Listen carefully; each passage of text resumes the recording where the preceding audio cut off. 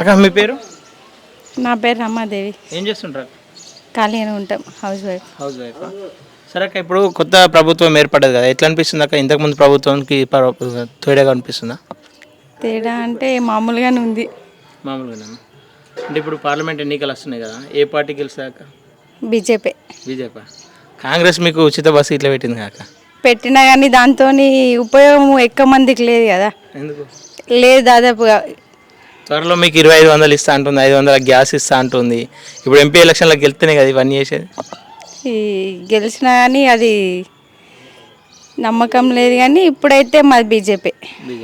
సరే, ఉచిత బస్సు ప్రయాణం వల్ల మీకు ఏమైనా ఉపయోగం ఉందా? అంటే దాంతో ఏం ఉపయోగం లేదు, వట్టిగా తిరుగుతుళ్ళు. వట్టిగానే తిరుగుతారా?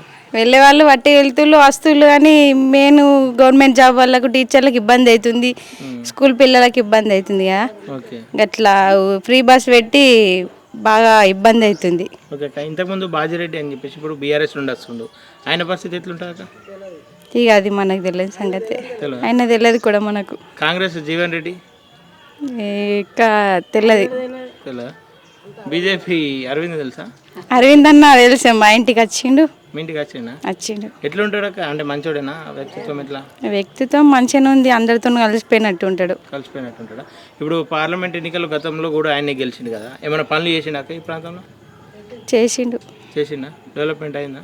అయింది. అంటే ఇప్పుడు గెలిచే అవకాశాలు ఉన్నాయి, లేదంటే మీరు మీ ఫ్యామిలీ ఒకటి వేస్తామని చెప్పేసి అనుకుంటారా? మా ఫ్యామిలీ అన్నట్టుగా దాదాపు బీజేపీ ఉంది. బీజేపీ ఉందా? ఎందుకు బీజేపీ ఎందుకు ఉందా? మోడీ నాయకత్వంతో బీజేపీ ఉంది. అసలు మోడీ నాయకత్వాన్ని ఎందుకు కోరుకుంటారు? అతని పాలన మంచిగా ఉంది కాబట్టి ఇట్లనే ఉండాలని అనుకుంటున్నాం.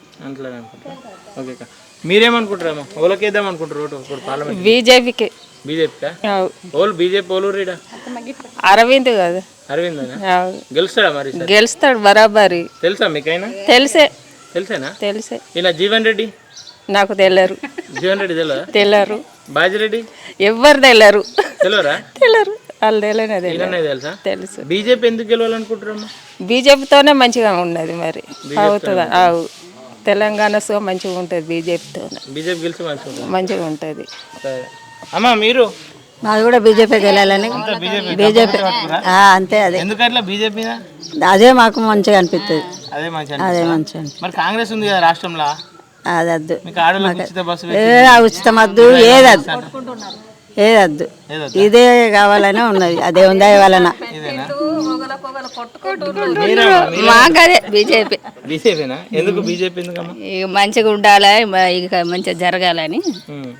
కానీ మీకు 14 మంది ఎంపీలను గెలిపిస్తే మీకు 2500 ఇస్తా అంటుండు, 500 గ్యాస్ ఇస్తా అంటుండు. కాంగ్రెస్ ఇస్తా అంటుంది కదా ఇవన్నీ. నమ్మకం లేదా? కేసీఆర్ కూడా బయటకు వెళ్ళిండు కదా, యాత్రలు చేస్తుండు. మా మనుషులు ఏం చేసిండు కేసీఆర్? మంచిగా చేయలేడు ఇంతకుముందు? ఏమో బీడీ పెన్షన్ పెంచిండు, ఇంకా ముసలి వాళ్ళకు పెంచిండు. ఇప్పుడు ముసలి వాళ్ళకు కూడా 4000. ఇప్పుడు చదువుకున్న వాళ్ళందరూ జాబులు వస్తలేవు, ఉత్తగానే ఉన్నారు ఆడ. కానీ అందరు ఏమంటారు, పింఛన్ పెంచలేరా అని అంటారు. ఎందుకు? సరే, ఏ పార్టీ? ఇదే బీజేపీ. బీజేపీనా? సరే అమ్మా.